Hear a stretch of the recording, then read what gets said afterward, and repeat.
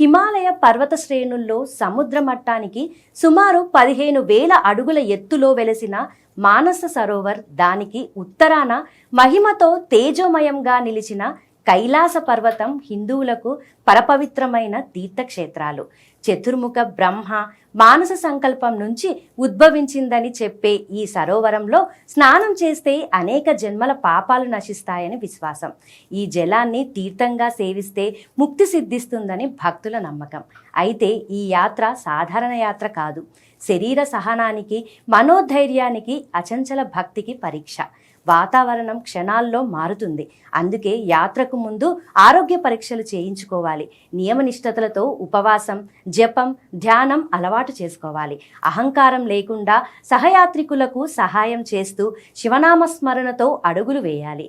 కైలాస పర్వతం ప్రదక్షిణ చేయడం అంటే భక్తులు అంతర్ముఖ యాత్ర చేయటమే.